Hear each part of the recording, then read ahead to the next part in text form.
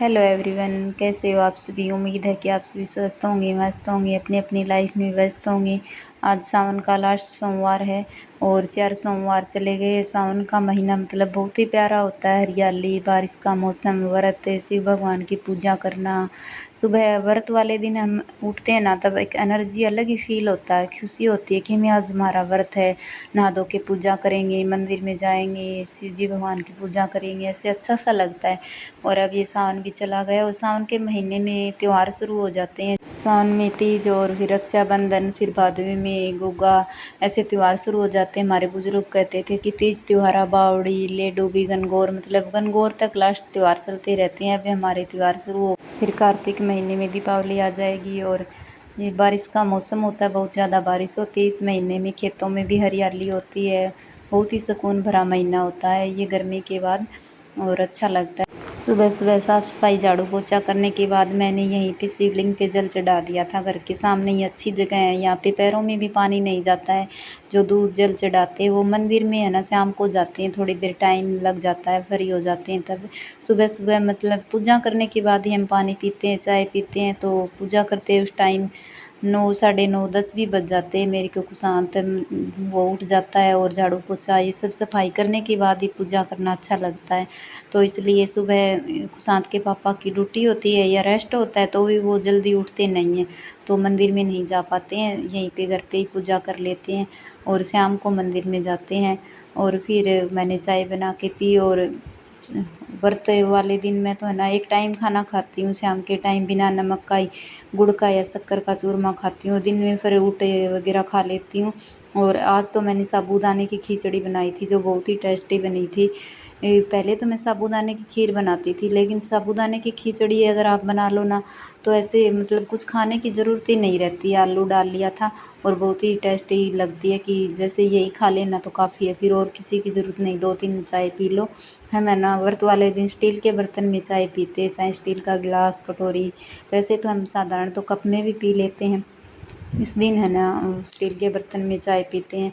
और झाड़ू पोछा वगैरह, नहाना, साफ़ सफाई का काम हो गया था। और अब कुशांत के पापा का ही खाना बनाना था, मेरा तो व्रत था, इसलिए मैंने फिर 1-1.5 घंटा पढ़ाई कर ली। वो बाहर खेलने गए हुए थे, फिर मैंने सोचा कि बाद में ही बना देंगे खाना। कपड़े वगैरह धोने के तो काम रहा हुआ था, लेकिन 11, साढ़े 11 बजे तक पढ़ाई कर लेते हैं। फिर मैंने साबूदाने को भिगो दिया था और फिर ड्रेस भी चेंज कर ली थी अपनी, क्योंकि फिर है ना काम नहीं होता है। वो इतनी चूड़ियाँ वो पूजा के टाइम ही पहनती हूँ मैं, फिर वो निकाल देती हूँ।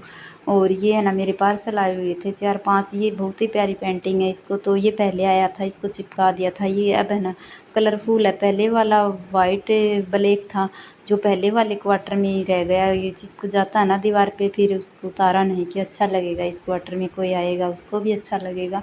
तो मैंने यहाँ पे और ऑर्डर कर लिया था, 3-4 ऑर्डर थे ये।